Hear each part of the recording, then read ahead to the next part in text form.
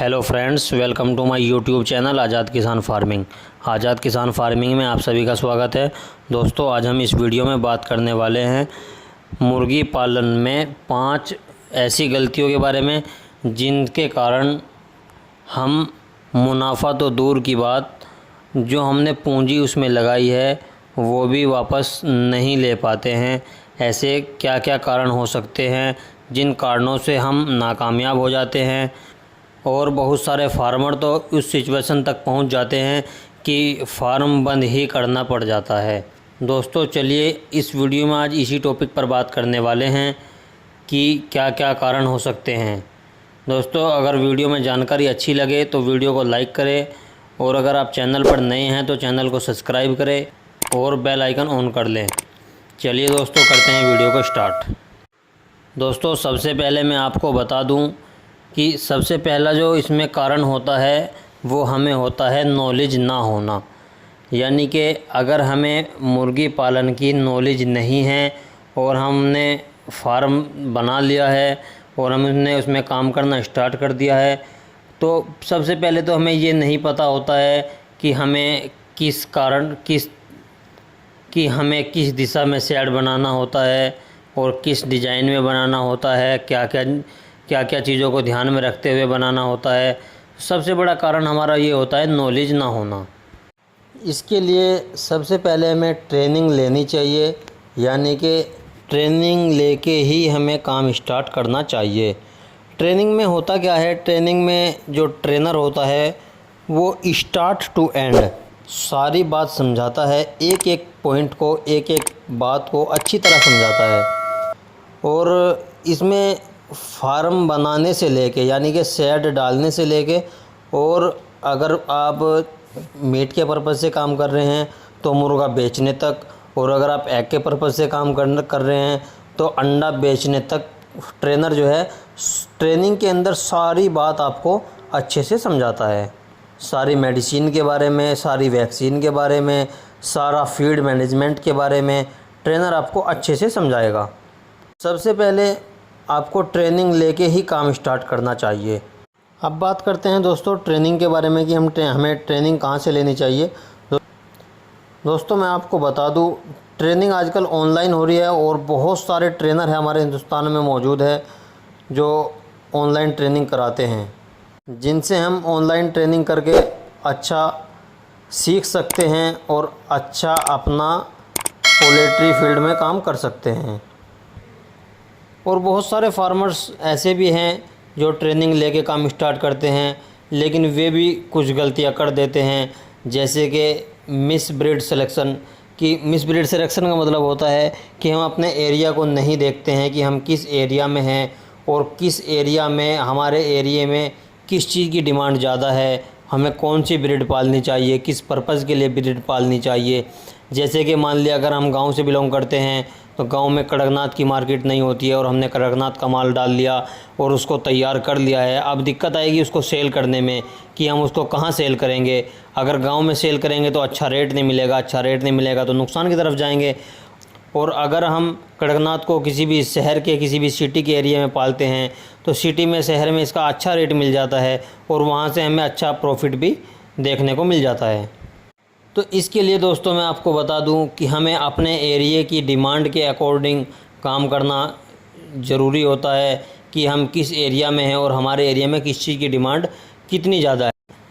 अगर हम अपने एरिया की डिमांड के अकॉर्डिंग काम करेंगे तो हमें बेनिफिट हो जाएगा। दोस्तों, अब आगे बात कर लेते हैं। अगर हमने ट्रेनिंग भी ली है और ब्रीड का सिलेक्शन भी हमारा बिल्कुल ठीक है, डिमांड के अकॉर्डिंग है, तो अब हमें तीसरे नंबर पर देखना होता है कि हमें किस हैचरी से माल लेना है। अच्छी रेपुटेटेड हैचरी से ही हमें माल लेना चाहिए।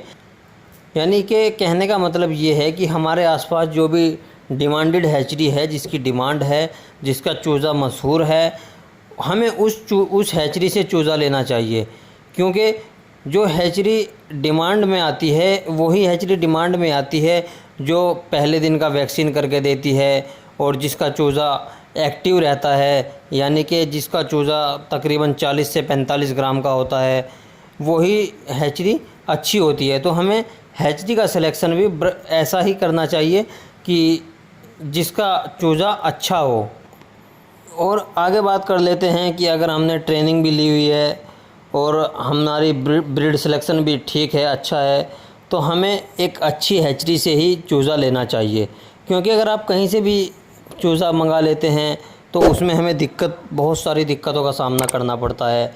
जैसे अगर हमने एक अच्छी हैचरी का बच्चा लिया है और एक लोकल हैचरी का बच्चा लिया है, दोनों ने फीड बराबर खाया है, दोनों ने बराबर टाइम लिया है और दोनों ने वेट गेन अलग अलग किया है। जो अच्छी हैचरी का जो चूज़ा होगा वो वेट गेन ज़्यादा करेगा, दाना बराबर खाएगा, और जो लोकल हैचरी का चूज़ा होगा दाना वो भी उतना ही खाएगा लेकिन वेट गेन कम करेगा। इसीलिए हमें एक अच्छी हैचरी से ही चूज़ा लेना चाहिए। उसके बाद जब हमारा चूज़ा आ जाता है, उसके बाद हमें ध्यान रखना होता है कि हमें वैक्सीनेशन कब करना होता है, कौन सा करना होता है, कितना करना होता है, और हमारा फीड मैनेजमेंट क्या रहेगा, और हमारे फार्म में लाइट मैनेजमेंट क्या रहेगा।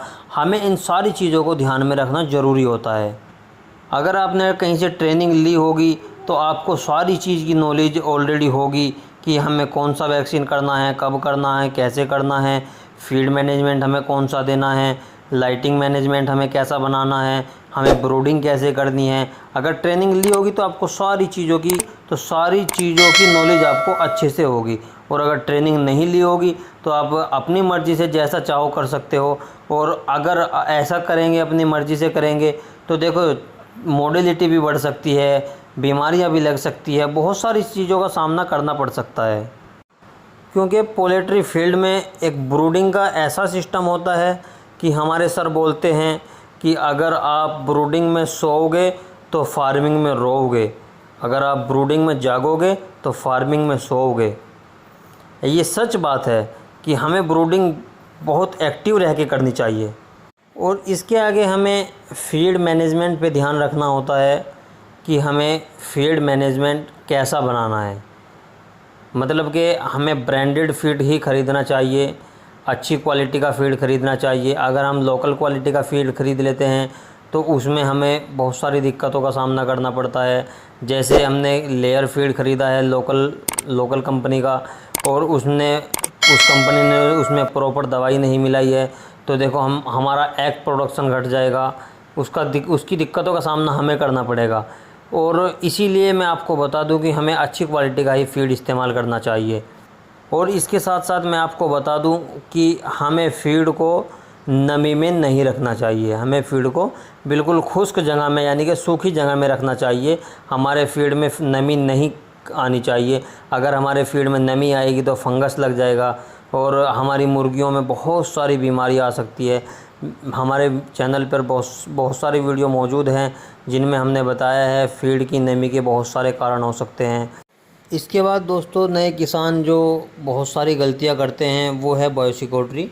जिसका जो बायोसिक्योरिटी है हम उसका ध्यान नहीं रखते हैं। बायोसिक्योरिटी क्या होता है कि हमारे फार्म पर कोई भी आ रहा है, कोई भी यार दोस्त आ रहा है घूमने के लिए, या कोई मेहमान आ रहा है, या कोई विजिटर आ रहा है, या कोई यूट्यूबर आ रहा है, या डिबेकर आ रहा है, डिबेकिंग करने वाला आ रहा है, डायरेक्ट फार्म में अंदर जा रहा है, तो देखो हमें ऐसा नहीं करना चाहिए। जो भी बाहर से आने वाले बंदे हैं हमें उसको डायरेक्ट फार्म के अंदर एंट्री नहीं देनी चाहिए, बल्कि हमें पहले उसे कोर्सोलिन TH या B904 से डिसइंफेक्टेड करना होता है। उसके बाद ही हम उसको फार्म में जाने दें। क्योंकि बहुत सारी बीमारियां ऐसी होती है जो आदमियों के साथ चलकर फार्म तक पहुंच जाती है। इसलिए हमें बायोसिक्योरिटी का बहुत ज़्यादा ध्यान रखना चाहिए। और दोस्तों पोल्ट्री फील्ड में जो नाकामयाबी का सबसे इम्पोर्टेंट कारण होता है वो होता है मार्केटिंग। कि हमने प्रोडक्ट तो तैयार कर लिया, अगर हमने मांस के लिए मुर्गा पाला था, मांस के लिए मुर्गा तैयार है, और अगर एग के लिए पाला था तो एग के लिए भी मुर्गी तैयार है और एग भी तैयार है। अब हमें मार्केटिंग कहाँ करना होता है, कैसे करना होता है, उसके लिए दोस्तों मैं आपको बता दूं कि हमें जिस ब्रीड की और ज़्यादा डिमांड होती है हमें उसी पे काम करना चाहिए और उसी ब्रीड को हमें चूज़ करके काम करना चाहिए ताकि हमें और अच्छी इनकम हो जाए। दोस्तों ये था आज का छोटा सा वीडियो। आशा करता हूँ वीडियो में जानकारी अच्छी लगी होगी। वीडियो में जानकारी अच्छी लगे तो वीडियो को लाइक करें, कमेंट करें, शेयर करें, और चैनल पर नए हैं तो चैनल को सब्सक्राइब करें। दोस्तों मिलते हैं किसी और इन्फॉर्मेटिव वीडियो के साथ, तब तक